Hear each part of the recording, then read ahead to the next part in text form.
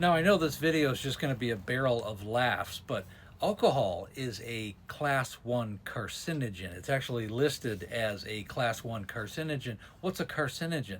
Carcinogen is a substance that causes cancer. Now, who considers it a class 1 carcinogen? Who's telling us that? And it's actually by what's called the IARC, which is the International Agency for Research on Cancer. You know, the guys that spend their whole life and they dedicate their lives on cancer research. Carcinogen means it's stuff that's going to give you cancer.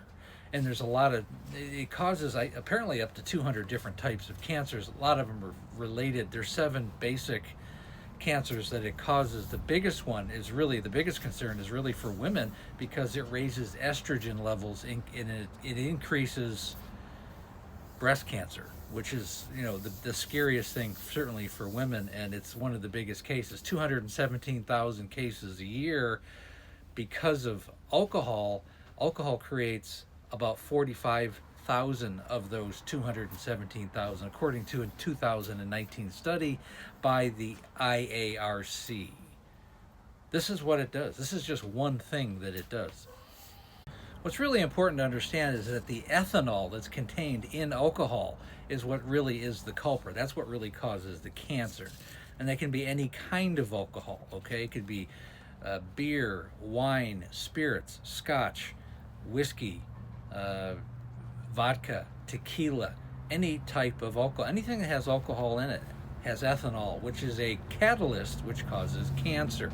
The other things it causes, now the carcinogen, it breaks down into acetaldehyde, which unfortunately damages DNA, and this is why this is the cancer-causing agents that causes all these different issues, not just breast cancer, liver cancer, head and neck cancer, esophageal cancer, obviously liver cancer, which is the most common, colon and rectal cancer, and pancreatic cancer. These are the major caustic things that happen if you consume alcohol on a regular basis. The thing is, a lot of people who are also drinking alcohol on a regular basis are also smoking cigarettes, specifically cigarettes.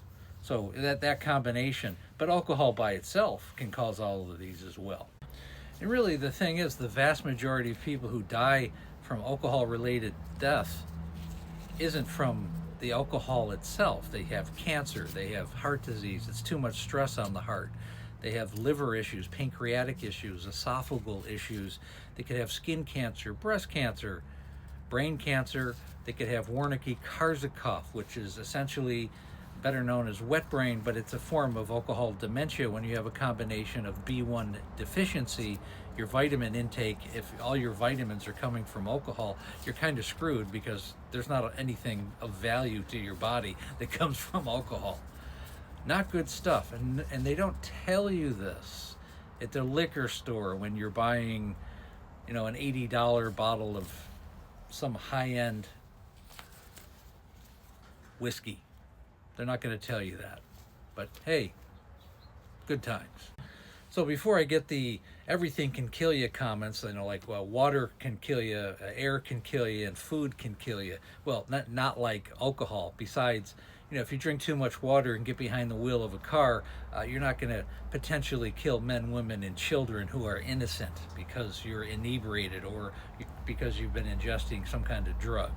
Okay, you're not going to get that if you've had too many bean burritos, okay, if you're eating too much food, or if the air quality is not particularly good in an area that you live. That doesn't mean you're going to get behind the wheel and harm other people. It doesn't destroy families and relationships the way alcohol does.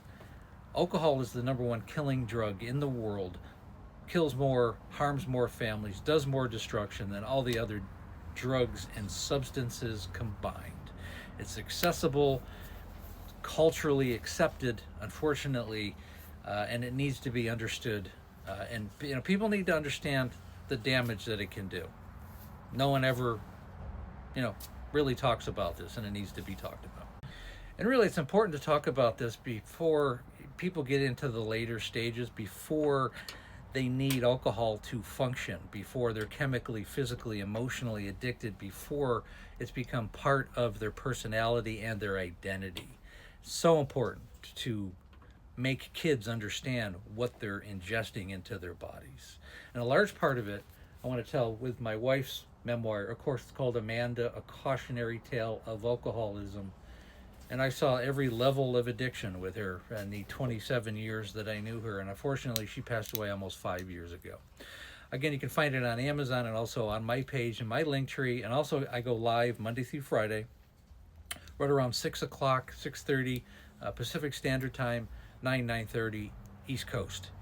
Again, I have the Facebook group. It's called Amanda, A Cautionary Tale of Alcoholism. Again, link is in the link tree. And when you're ready to work with me one-on-one, have a complete coaching program, takes about 45 minutes. Set up a Zoom call when you're ready for you and your family to change their lives. The call is free. The course is definitely not. But I'm looking for people who want to go in a direction and have an accountability partner and a life coach. It's time to get to work. And again, thanks so much for listening.